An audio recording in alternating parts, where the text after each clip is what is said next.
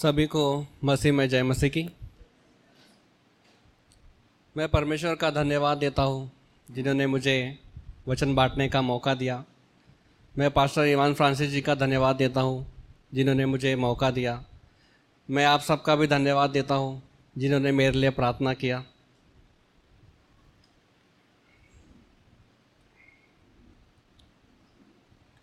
आज हम देखेंगे परमेश्वर के समय के बारे में। इसके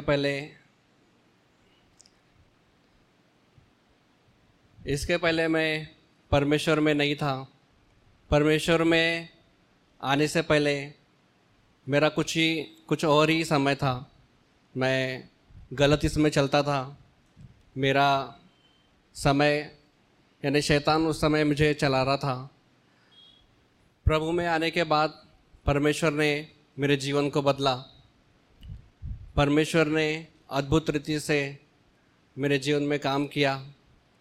एक समय ऐसा था कि मैं पाप में था, मैं दलदल में था, मैं ऐसे गलत चीज़ों में था जो हम सोच भी नहीं सकते। वैसे ही आज हम देखेंगे यूसुफ के जीवन के बारे में। उससे पहले हम एक वचन पढ़ेंगे, पहला पतरस 5:6।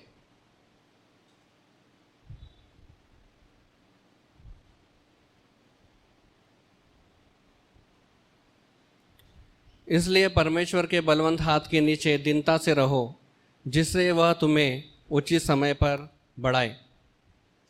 जैसे हम मसीह जीवन जीते हैं, परमेश्वर हमें अनेक बुलाहट के द्वारा बुलाता है।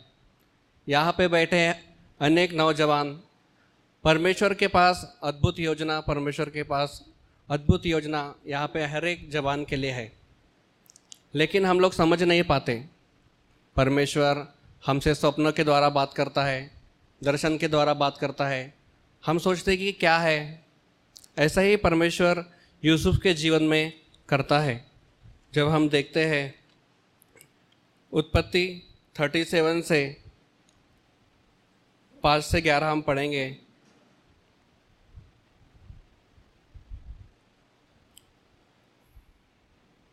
और यूसुफ ने एक स्वप्न देखा और अपने भाइयों से उसका वर्णन किया। तब वे उससे और भी द्वेष करने लगे और उसने उनसे कहा, जो स्वप्न मैंने देखा है सो सुनो। हम लोग खेत में पुले बांध रहे हैं और क्या देखते हैं कि मेरा पुला उठकर सीधा खड़ा हो गया। तब तुम्हारे पुलों ने मेरे पुलों को चारों तरफ से घेर लिया, उसे दंडवत किया। तब उसके भाइयों ने उससे कहा, क्या सचमुच तू हमारे ऊपर राज्य करेगा? वह सचमुच तू हम पर प्रभुता करेगा? सो वे उसके स्वप्न और उसके बातों के कारण उससे और भी क्रोधित हो गए। फिर उसने एक और स्वप्न देखा और अपने भाइयों से उसका भी वर्णन किया कि सुनो, मैंने एक स्वप्न देखा है कि सूर्य, चंद्रमा और 11 तारे मुझे दंडवत कर रहे हैं। यह स्वप्न उसने अपने पिता और भाइयों से वर्णन किया।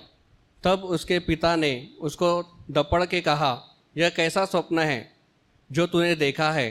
क्या सचमुच मैं और तेरी माता और तेरे भाई सब जाकर तेरे आगे भूमि पर गिरेंगे, दंडवत करेंगे? उसके भाई तो उसके डाह करते थे, पर उसके पिता ने उसके वचन को स्मरण रखा। वैसे ही प्रियो, जब हम लोग मसीह जीवन में जीते हैं, अनेकों के लिए परमेश्वर के पास में एक योजना है। वैसे ही परमेश्वर यूसुफ को दिखाता है। परंतु जब हम मसीह जीवन जीते हैं, जब हम लोगों को अपने स्वप्न के बारे में बताते हैं, लोग बोलते हैं कि ये ऐसा होगा, ऐसा तेरा, यानी कि लोगों की सोच ही वैसी है कि वो आपके बारे में छोटा सोचेंगे। लोग हमेशा आपको दबाने की कोशिश करेंगे, लोग हमेशा आपको नीचा करने की कोशिश करेंगे। परंतु परमेश्वर के पास आपके हर एक के लिए एक उत्तम योजना है। वैसे ही हम देखते हैं यूसुफ के भाई उससे क्रोधित हो जाते हैं, उसको डांटते हैं कि सच में तू हमारे ऊपर प्रभुता करेगा। लेकिन परमेश्वर उसको अद्भुत योजना के लिए वहाँ से निकालता है। जैसे कि हम आगे पढ़ते हैं 37:12 से, और उसके भाई अपने पिता की भेड़ बकरियों को चराने के लिए शेकेम को गए। तब इज़राइल ने यूसुफ से कहा, तेरे भाई तो शेकेम ही में भेड़ बकरियां चरा रहे होंगे, सो जा, मैं तुझे उनके पास भेजता हूँ। उसने उससे कहा, जो आज्ञा में हाजिर हूँ। उसने उससे कहा, जा, अपने भाइयों और भेड़ बकरियों का हाल देखा कि वे कुशल से तो है, फिर भी मेरे पास समाचार ले आ। सो उसने उसको हेब्रोन की तराई में विदा कर दिया और वह शेकेम में आया। उसके हम आगे पढ़ेंगे 26 और 28 में। 21 और 22।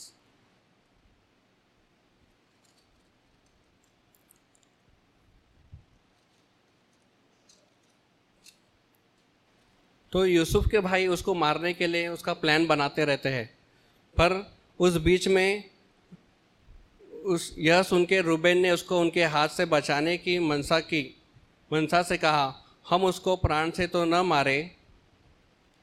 फिर रूबेन ने उनसे कहा, लहू मत बहाओ, उसको जंगल के इस गड्ढे में डाल दो और उस पर हाथ मत उठाओ। वह उसको उनके हाथ से छुड़ाकर पिता के पास फिर पहुंचाना चाहता था। यूसुफ का एक भाई था रूबेन, वो उसको बचाने के लिए, कैसे मैं उसको बचाऊं अपने यूसुफ भाई के लिए, तो वो बोलता है कि उसको गड्ढे में डाल दो। तो जैसे ही यूसुफ को गड्ढे में डालते हैं, यूसुफ सोचता होगा कि परमेश्वर ने तो मुझे वो स्वप्न दिखाया था, परमेश्वर ने तो मुझे वो दर्शन दिखाया था, अब तो मैं इस गड्ढे में पड़ गया।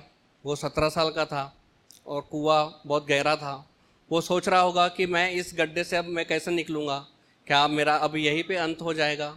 वो सोचते सोचते वहीं पे वो बैठा रहा। परंतु रूबेन भी चाहता था कि उसको बचाना, परंतु मनुष्य के सोचने में और परमेश्वर के सोचने में ज़मीन आसमान का फ़र्क है। जैसे हम देखते हैं यिर्मयाह 29:11 में, क्योंकि यहोवा की यह वाणी है कि जो कल्पनाएं मैं तुम्हारे विषय करता हूँ उन्हें मैं जानता हूँ, वे हानि की नहीं वरन कुशल ही की है, और अंत में तुम्हारी आशा पूरी करूँगा। वैसे ही परमेश्वर का वचन कहता है कि हम जैसा सोचते हैं परमेश्वर उससे भी उत्तम हमारे लिए सोचता है। जैसे रूबेन ने सोचा कि मैं उसको बचा के अपने पिता के पास में लेके जाऊंगा, लेकिन परमेश्वर का जो योजना था केवल यूसुफ के लिए ही नहीं, यूसुफ के पूरे परिवार के लिए। परमेश्वर एक बहुत बड़ी योजना के तहत यूसुफ को इनसे दूर लेके जा रहा था। वैसे ही जब हम मसीह जीवन जीते हैं, अनेक बार लोग हमको उस योजना के तहत हमें दबाने की कोशिश करते हैं। लोग नहीं चाहते कि जिस काम के लिए परमेश्वर ने हमको बुलाया है वो काम हम लोग कर सके। वैसे ही हम लोग देखते हैं आगे में 26 से 28 में, 37 के 26 से 28 में, यह सुन के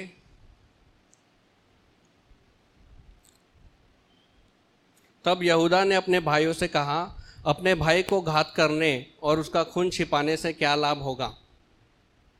आओ हम उसे इश्माएलियों के हाथ बेच डालें और अपना हाथ उस पर न उठाए, क्योंकि वह हमारा भाई और हमारी हड्डी और मांस है। और उसके भाइयों ने उसकी बात मान ली। तब मिघानी व्यापारी उधर से होकर उनके पास पहुँचे। सो यूसुफ के भाइयों ने उसको उस गड्ढे में से खींच के बाहर निकाला और इश्माएलियों के हाथ चांदी के 20 टुकड़ों में बेच दिया, और वे यूसुफ को मिस्र में ले गए। तो हम देखते हैं कि यूसुफ के भाई उसी के खिलाफ हो जाते हैं। तो ऐसे ही जब हम मसीह जीवन जीते हैं, हम प्रभु में बढ़ते हैं, हम अकेले रहते हैं। अनेक बार हमारे ही घर के लोग हमारे खिलाफ हो जाते हैं। जैसे मैं मसीह में निकला, मैं अकेला था। मैं जब प्रभु को जाना तब मैं डर डर के बाइबल पढ़ता था, मैं डर डर के प्रार्थना करता था। मेरा समय ऐसा था कि मैं लेटे लेटे ही प्रार्थना करता था, क्योंकि मेरे अंदर में ऐसा डर था कि कई घर वालों को पता चल जाएगा तो घर वाले मेरे को पढ़ने नहीं देंगे, मेरे को प्रार्थना करने नहीं देंगे, मुझे चर्च जाने नहीं देंगे। तो मैं कुछ समय तक के शांति से करता रहा। परंतु जब परमेश्वर का समय आया कि परमेश्वर अब मुझे उसमें से निकालने वाला था, यानी परमेश्वर मुझे तैयार करने वाला था, मेरे घर में पता चला। और उसके बाद में जैसे यूसुफ के घर के लोग, उसके भाई उसके खिलाफ़ हो गए, वैसे ही मेरे घर के लोग भी मेरे खिलाफ़ हो गए थे। उन्होंने मुझे बहुत बार बोला कि तू ये क्या कर रहा, तूने अपना ये कर दिया वो कर दिया, परंतु मैं प्रभु में बना रहा। वैसे ही यूसुफ ये सोचता रहा कि अभी मैं गड्ढे में था और इन लोगों ने अभी मुझे बेच दिया, अभी मेरा क्या होगा।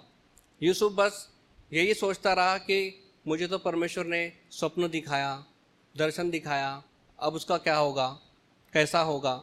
लेकिन जब हम आगे पढ़ते हैं, उत्पत्ति अध्याय 29 से 37 का 36 में लास्ट वचन देखेंगे।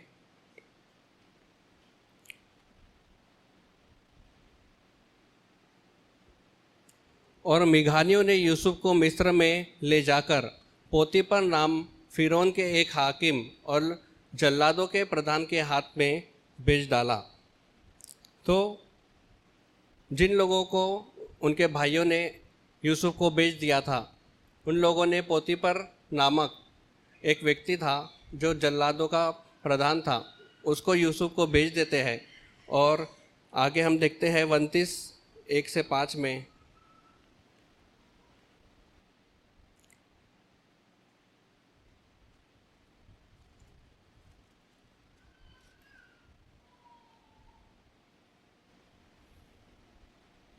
Thirty nine.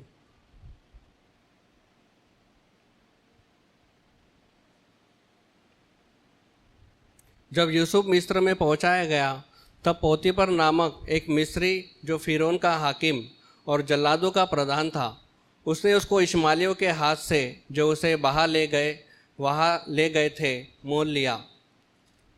और यूसुफ अपने मिस्री स्वामी के घर में रहता था और यहोवा उसके संग था, सो वह भाग्यवान पुरुष हो गया। और यूसुफ के स्वामी ने देखा कि यहोवा उसके संग रहता है और जो काम वह करता है उसको यहोवा उसके हाथ से सफल कर देता है। तो हम यहाँ देखते हैं यूसुफ को पोतीपर नामक एक व्यक्ति अपने घर पे लेके जाता है और वो अपने घर के सारे कामों को यूसुफ के हाथ में सौंप देता है। परंतु हम आगे देखते हैं पोतीपर नामक उसकी एक पत्नी होती है, तो वो यूसुफ पर बुरी नज़र से उसको देखती है। जैसे हम पढ़ेंगे 139 का 11।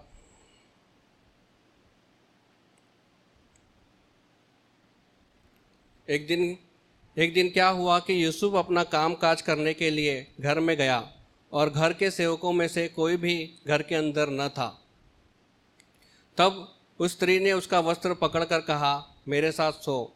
पर वह अपना वस्त्र उसके हाथ से छुड़ाकर और बाहर निकल गया।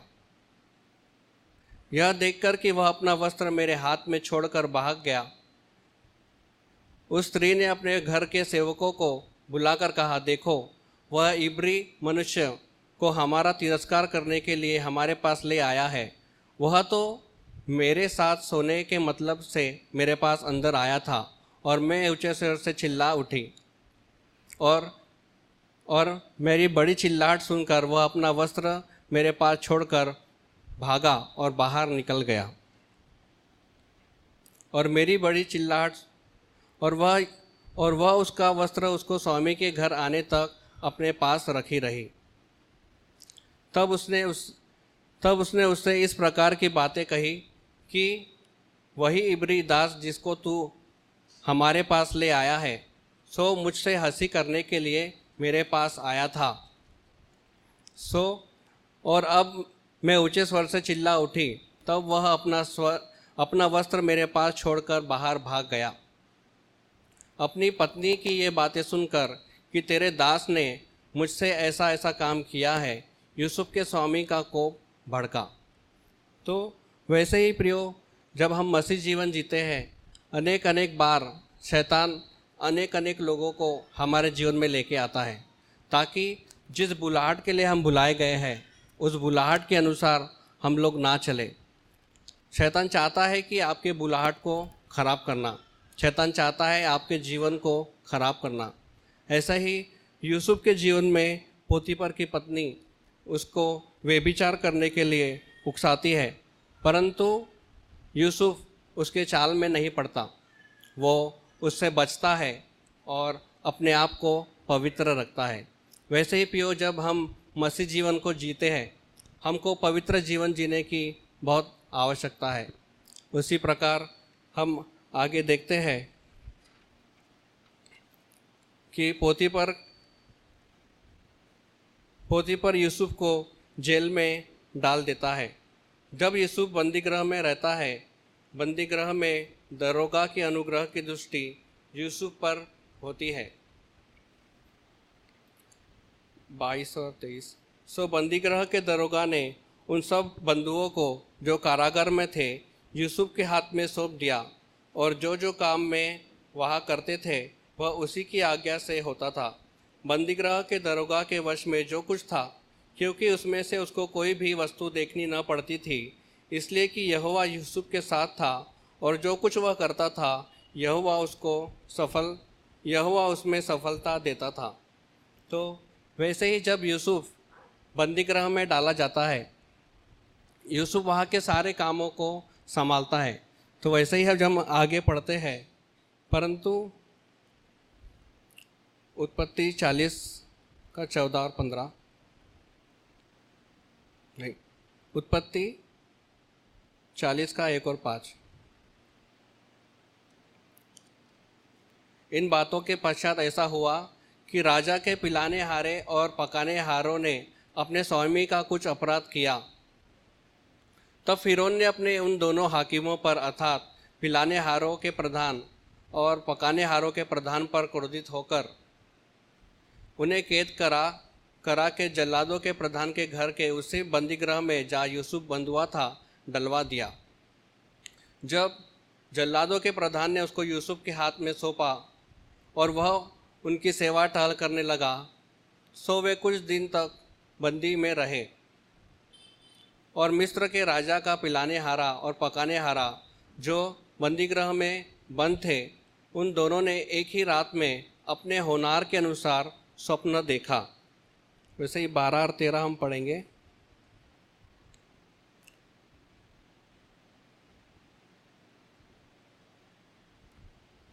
जैसे ही उन लोगों ने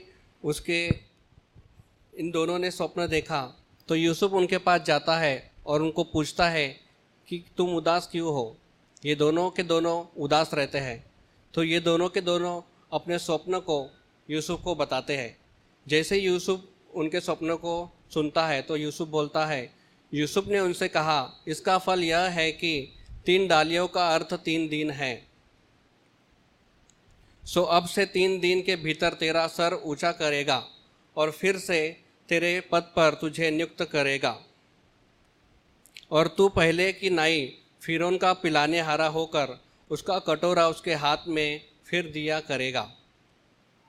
सो जब तेरा भला हो जाए तब मुझे स्मरण करना और मुझ पर कृपा करके फिरौन से मेरी चर्चा चलाना और इस घर से मुझे छुड़वा देना, क्योंकि सचमुच इब्रानियों के देश से मुझे चुरा कर ले आए हैं, और यहाँ भी मैंने कोई भी काम नहीं किया जिसके कारण मैं इस कारागार में डाला जाऊँ।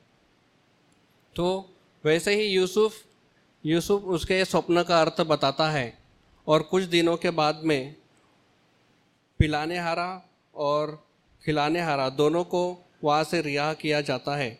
हम उत्पत्ति अध्याय 40, 21 और 23 में देखते हैं। पिलाने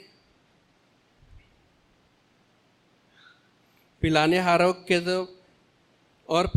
के प्रधान को तो पिलाने हारे के पद पर फिर से नियुक्त किया, और वह फिरौन के हाथ में कटोरा देने लगा, पर पकाने हारों के प्रधान ने उससे टंगवा दिया, जैसा कि यूसुफ ने उनके स्वप्नों का फल उनसे कहा था। फिर भी पिलाने हारों के प्रधान ने यूसुफ को याद न रखा, परंतु उसे भूल गया।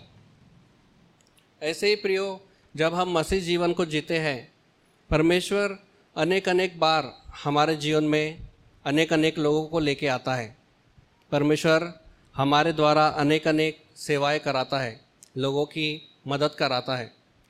पर हमें यह सोचते हुए नहीं चलना है कि वो मुझे याद रखेगा कि नहीं, मैं जो कर रहा हूँ वो भूल तो नहीं जाएगा।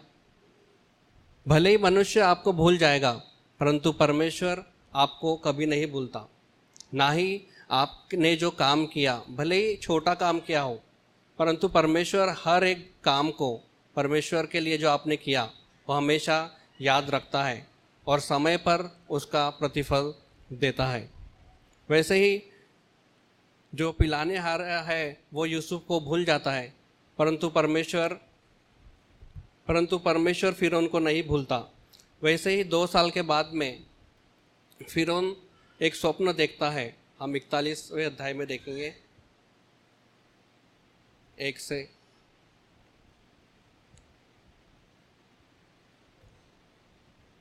फिर परंतु 2 वर्षों के बीतने पर फिरौन ने स्वप्न देखा, परंतु फिरौन के सपने का अर्थ कोई न बता सका।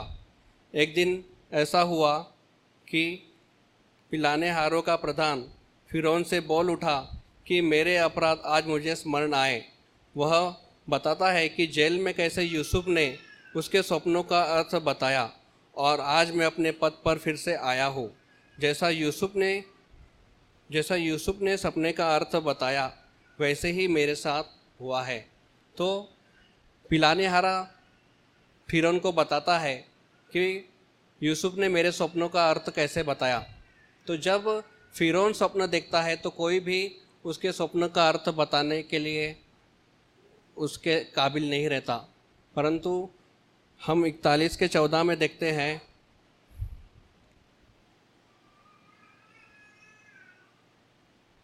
तब फिरौन ने यूसुफ को बुलवा भेजा और वह झटपट बंदी गृह से बाहर निकाला गया और बाल बनवाकर और वस्त्र बदलकर फिरौन के सामने आया। तो वैसे ही फिरौन क्या करता है, यूसुफ को बंदी गृह से निकालता है। और उसके बाद में हम 25 से देखते हैं,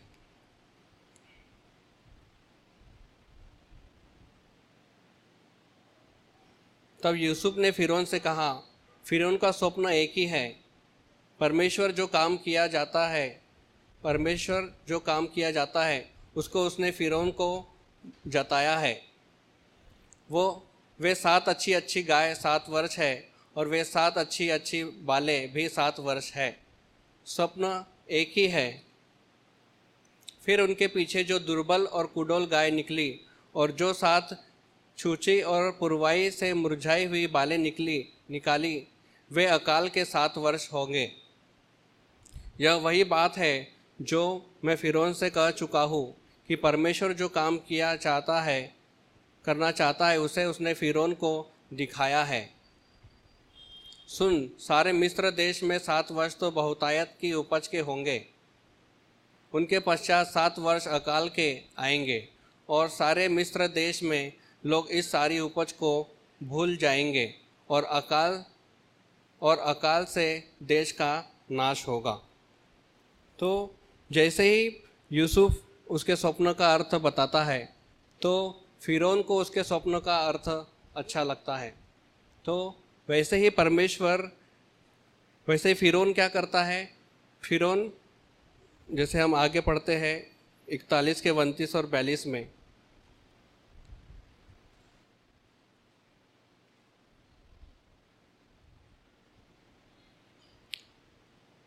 फिर फिरौन ने यूसुफ से कहा, परमेश्वर ने जो तुझे इतना ज्ञान दिया है कि तेरे तुल्य कोई समझदार और बुद्धिमान नहीं है, इस कारण तू मेरे घर का अधिकारी होगा और तेरी आज्ञा के अनुसार मेरी सारी प्रजा चलेगी।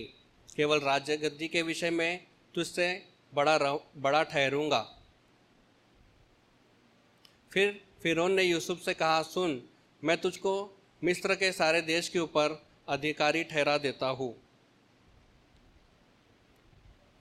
तब फिरौन ने अपने हाथ से अंगूठी निकाल के यूसुफ के हाथ में पहना दी और उसको बढ़िया मलमल के वस्त्र पहना दिए और उसके गले में सोने की जंजीर डाल दी।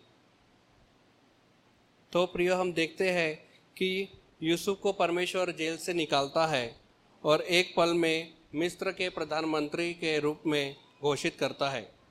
जब यूसुफ ने स्वप्न देखा तब वो 17 साल का था, और जब यूसुफ का सपना पूरा हुआ तब वो 30 साल का था। पर उसके बीच में यूसुफ दुख से, निराशा से होते हुए गया। उसके भाई उसके खिलाफ हो गए, उसके घर के लोग उसके खिलाफ हो गए। यूसुफ को बेच दिया गया। जब यूसुफ को बेच दिया गया, वो जेल में जो उसके घर में था, पोतीपर के घर में था, वो वहाँ पे सब कुछ अच्छे से कर रहा था, सब अच्छे से संभाल रहा था। उसमें कोई कमी नहीं थी, कोई घटी नहीं थी। यूसुफ जो कुछ भी करता था, यूसुफ उसके परमेश्वर उसके ऊपर आशीष देता था। परंतु पोतीपर की पत्नी ने उसके ऊपर गलत नज़र डाली। वैसे ही हम पिछले दिनों में दुख से गुजर रहे थे।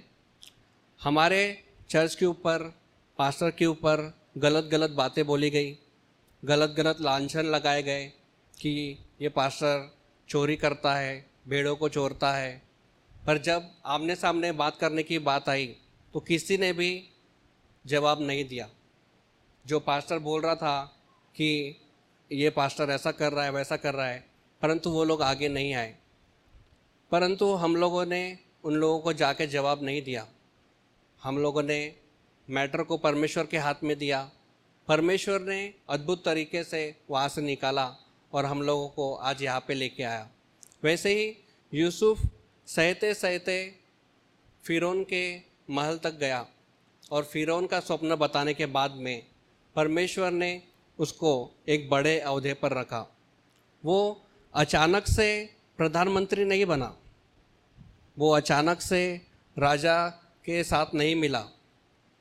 परमेश्वर चाहता तो एक पल में कर सकता था, पर परमेश्वर ये सब बीच में पर यूसुफ को तैयार कर रहा था। वैसे ही जब हम मसीह जीवन जीते हैं, परमेश्वर हर एक दुख में, हर एक दर्द में हमें तैयार करता रहता है। परंतु हम लोग ऐसा करते हैं, थोड़ा सा दुख आता नहीं, ऐसा हो गया, वैसा हो गया, अब कैसा होगा। परंतु यूसुफ के साथ कोई भी नहीं था। यूसुफ अकेला उसमें से सहते हुए गया। तो वैसे ही जब हमारे ऊपर दुख और निराशा आती है, तो हमें ये समझना है कि परमेश्वर हमें इसमें क्या सिखाना चाहता। परमेश्वर इन दुखों में हमें क्या सिखाना चाहता है। परमेश्वर हमेशा हर एक दुख में, मैं हमेशा एक ही बात बोलता हूँ कि सुख से अच्छा दुख है, सुख से अच्छा दुख है। क्योंकि जब दुख आता है तो हम परमेश्वर के संग रहते, लिपटे रहते, पर जैसे ही हमारा अच्छा हो जाता, हमको परमेश्वर की ज़रूरत नहीं होती। वैसे ही जब मैं मसीह में आया, मैं कुछ नहीं था। मैं बाइबल अध्याय क्या होता है, वचन क्या होता है, परमेश्वर एक एक एक एक सिखाता गया। परमेश्वर ने मुझे अपने कार्य के लिए चुना। मैं भी बहुत इधर उधर हाथ पांव मारा कि कुछ हो जाए, लाइफ सेट हो जाए, घर वालों को अच्छा जीवन दूँ, अच्छे घर में रखूँ। बहुत मैंने हाथ पांव मारा। मैं जॉब के इंटरव्यू के लिए जाता था, पर वहाँ पे जॉब नहीं मिलती थी। तो लोग बोलते थे कि गड्ढे खोदने चलेगा क्या, 8वां मील, तो हिंगना, तो यहाँ तो वहाँ, अलग अलग जगह पे उनके साथ 250 रुपये, 150 रुपये रोजी। चलो, जो काम मिला वो करता गया। मैंने कभी नहीं सोचा था कि परमेश्वर मुझे आज यहाँ पे लेके आएगा। मैं कभी नहीं सोचा कि ऐसा कुछ मेरे जीवन में होगा। जब मेरा पास्ट इतना ख़राब है कि आपको पता है, हर एक चीज़ मैंने गवाही में बताया है। तो वैसे ही परमेश्वर अनेकों को, जो यहाँ बैठे हैं, अनेकों के लिए परमेश्वर के पास अद्भुत योजना है। परमेश्वर अनेक बार आपसे बात किया होगा, स्वप्न में बात किया होगा कि आपके साथ ऐसे होने वाला है, आपने ये देखा वो देखा। पर हमको उसके लिए प्रार्थना करना है। मुझे भी परमेश्वर में आने के बाद बहुत सारी चीज़ें दिखी, पर मुझे समझता नहीं था। जब मैं इस कलीसिया में आया, पास्टर जी से मिला, उन्होंने सिखाया, समझाया कि हाँ, परमेश्वर सपने से बात करता है, क्योंकि हमें वचन नहीं पता था। बाकी लोग बोलते हैं सपना, हाँ कुछ नहीं होता, पर परमेश्वर हर एक जगह से हमें तैयार करता है। तो वैसे ही हम देखते हैं यूसुफ एक पल में प्रधानमंत्री बनाया जाता है, और जब यूसुफ प्रधानमंत्री बनाया जाता है, उत्पत्ति अध्याय 41 में हम देखेंगे 53 और 57 में,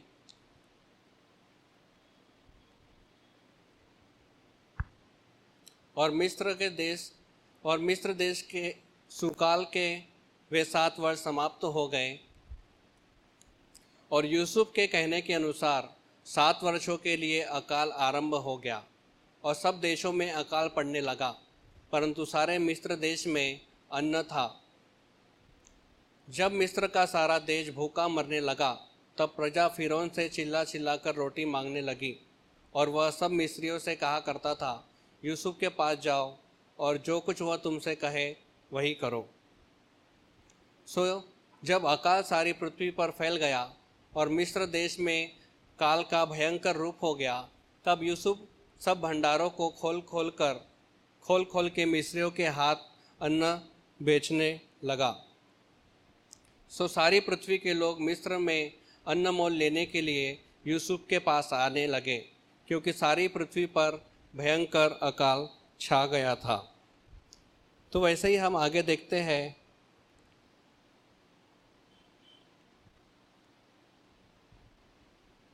फोर्टी में उत्पत्ति अध्याय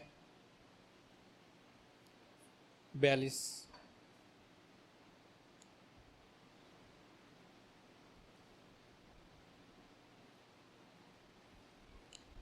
तो जैसे ही वहाँ पे अकाल पड़ा, तो यूसुफ के परिवार के लोग भी वहाँ पर आए, और खाना लेने के लिए वो लोग वहाँ पे उसके भाई लोग आए। और हम लोग उत्पत्ति अध्याय 45 में देखते हैं 5 के 8 में,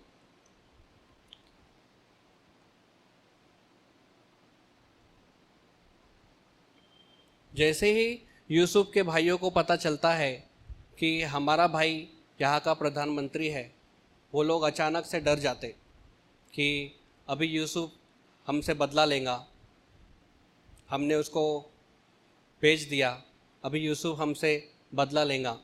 परंतु यूसुफ बदला नहीं लेता, परंतु यूसुफ उनको माफ़ करता है। तो वैसे ही प्रियो, जब हम मसीह जीवन जीते हैं, अनेक बार लोग हमको दुख देंगे, निराशा देंगे, हमारे बारे में गलत बातें बोलेंगे, परंतु हमको उनको माफ़ करना बहुत ज़रूरी है। यदि हम उनको माफ़ नहीं करेंगे तो परमेश्वर भी हमको माफ़ नहीं करेगा।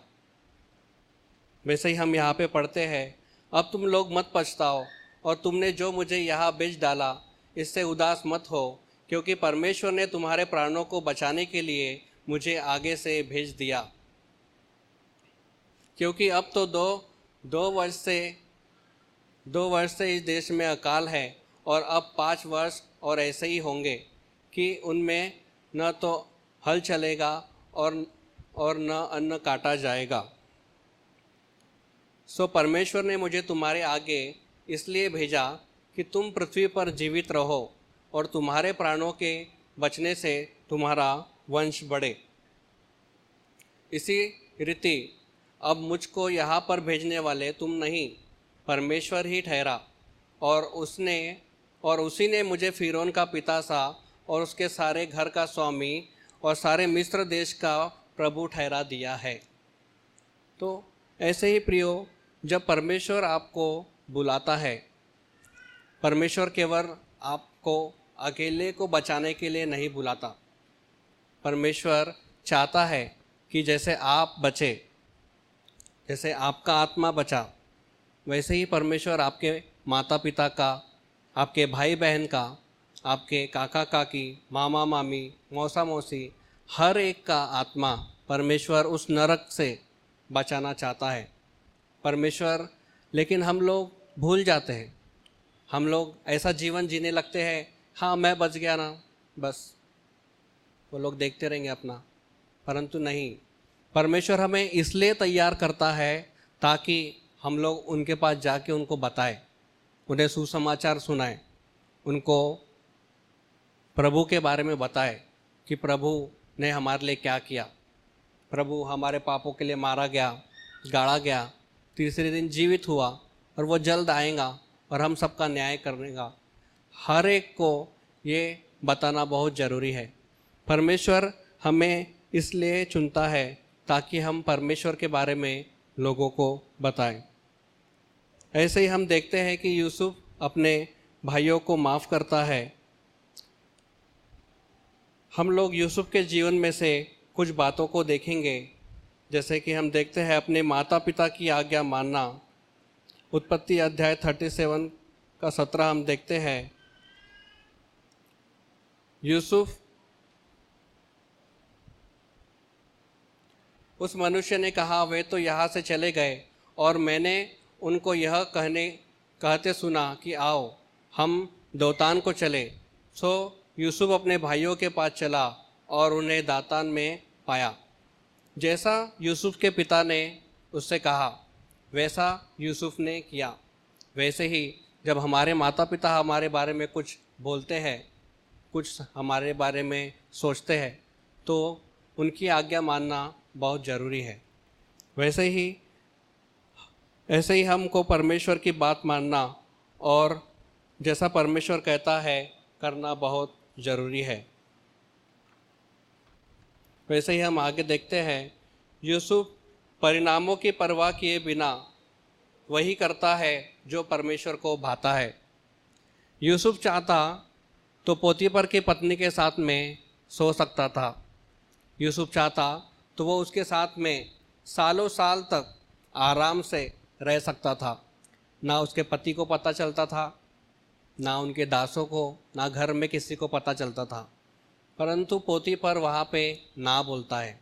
वो परमेश्वर को पहला स्थान देता है। वो परमेश्वर को पहला स्थान देते हुए चलता है। उसको पता रहता है कि परमेश्वर मुझे देख रहा है, परमेश्वर ने मुझे यहाँ पे रखा, इतना अच्छा काम दिया, तो मैं परमेश्वर के विरुद्ध क्यों जाऊँ। परंतु शैतान हमें ऐसे ही गलत इसमें लेके जाने की कोशिश करता है। परंतु हमें यूसुफ के जैसा एक सही डिसीजन लेने की ज़रूरत है। वैसे ही हम आगे देखते हैं, यूसुफ परमेश्वर के मार्गदर्शन में होते हुए बढ़ता है। अपने पूरे जीवन में परमेश्वर ने यूसुफ को सपने की व्याख्या करने की क्षमता से आशीषित किया।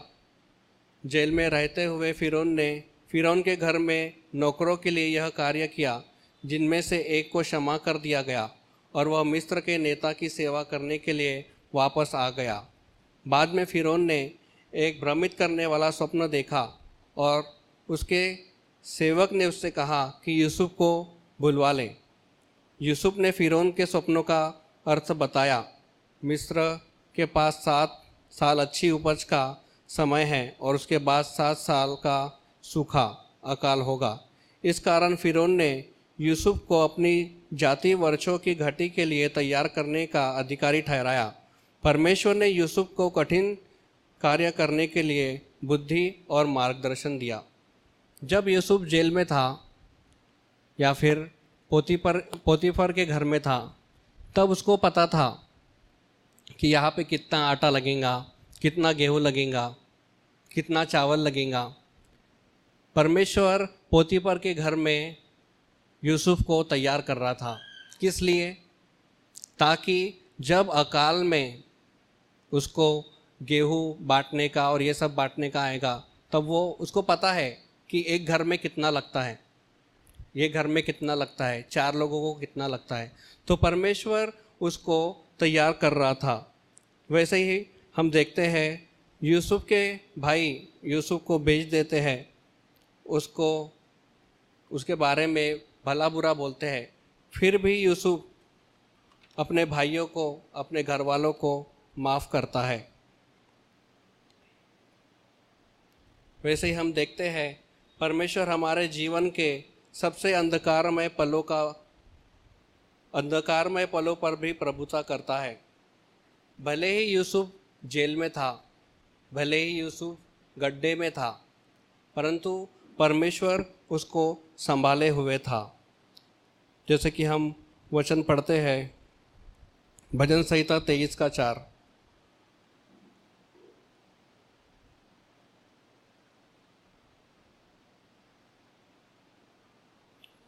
चाहे मैं घोर अंधकार से भरी हुई तराई में होकर चलूं, तो भी हानि से न डरूंगा, क्योंकि तू मेरे साथ रहता है। तेरे सोटे और तेरी लाठी से मुझे शांति मिलती है। तो वैसे ही परमेश्वर ने यूसुफ को संभाले रखा। उसके भाइयों ने उससे घृणा की और उससे गुलामी में बेच दिया। उसने पाप में शामिल न होने का चुनाव करने के लिए वर्षों जेल में बिताए, और वह उन लोगों द्वारा भुला दिया गया जिनके उसने मदद की थी। इन सब परीक्षाओं के बावजूद उसने अपना विश्वास परमेश्वर पर बनाए रखा। वैसे ही प्रियो, जब हम मसीह जीवन जीते हैं, दुख निराशा आती रहेंगी, परंतु हमें परमेश्वर की ओर देखते हुए जीवन जीने की आवश्यकता है। जैसा प्रभु ने दुख सहा, जैसा प्रभु यीशु मसीह ने दुख सहा, वैसा दुख कोई भी नहीं सह सकता, परंतु परमेश्वर हमें उतना ही देता है जितना हम लोग सह सकते हैं। वैसे ही हम आगे देखेंगे।